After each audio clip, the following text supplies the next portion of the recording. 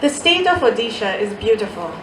It has blue mountains known as Niladri, beautiful rivers like Mahanadi, and enchanting forests.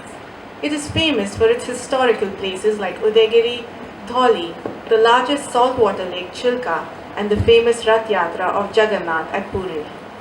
Nobody can forget the War of Kalinga, which took place on the banks of Daya River. Even today, when you visit Ashoka's inscription on the rock edict, you realize the greatness of Kalinga, or today's Odisha. But with all these natural resources, there is also a darker side to the state, the poor and tribal people of Odisha. I was working in a remote village and we were building a school for children there.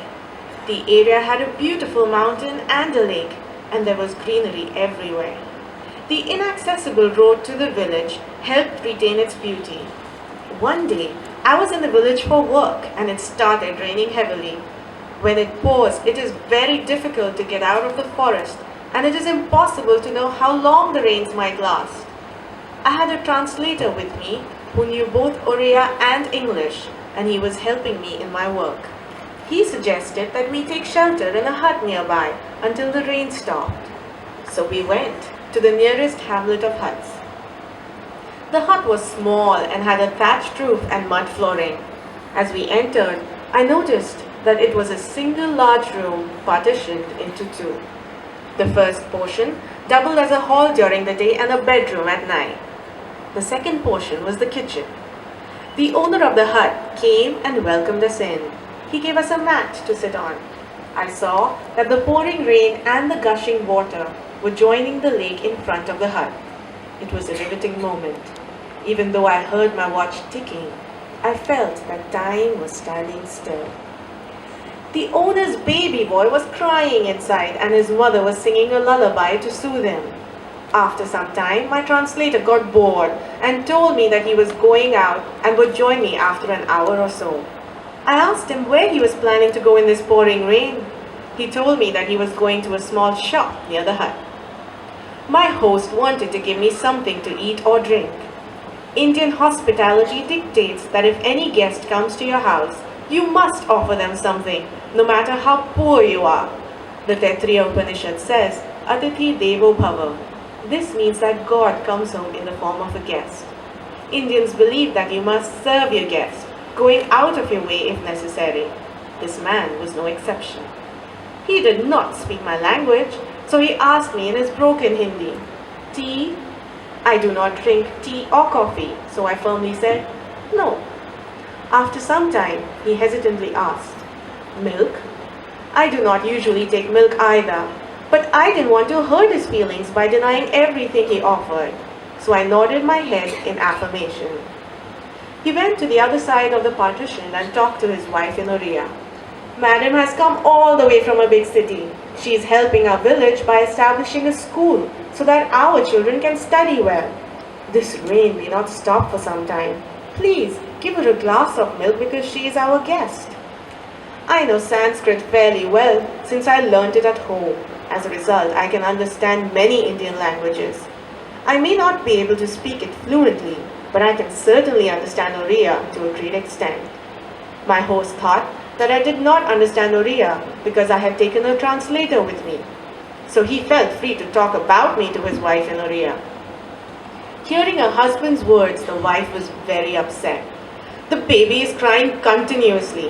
I feel as if the pouring rain and this crying baby are having a jugalbandi," she said in an irritated tone. "The lady sitting outside has grey hair, but no common sense. We are poor people. We also have to take care of a child. I have only one glass of goat's milk left for the baby.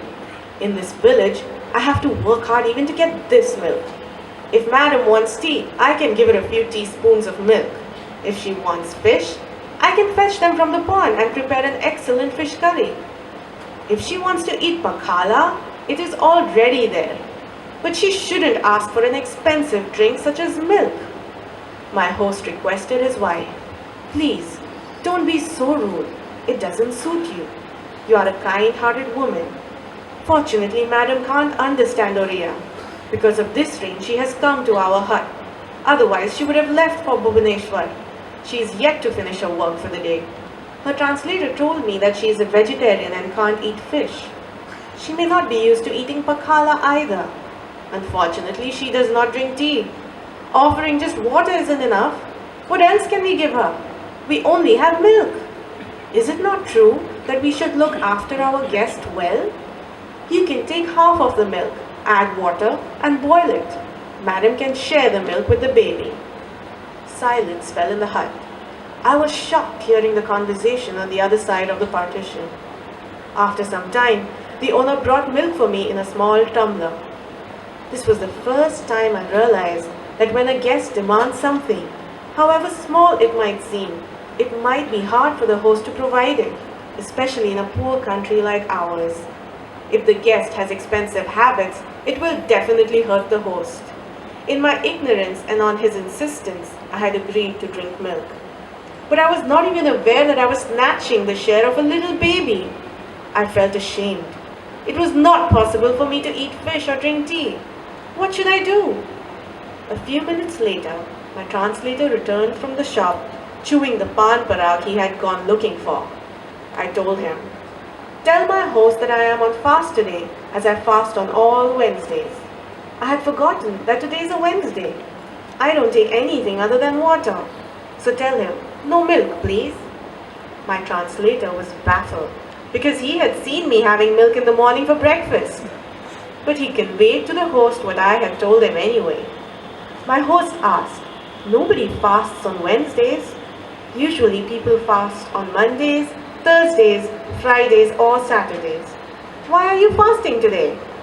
I said, "I fast on Wednesdays for Buddha." Our host felt very sorry that I did not eat or drink anything in his hut, but he was happy that he had done his best. From that day onward, I gave up drinking milk. Thank you.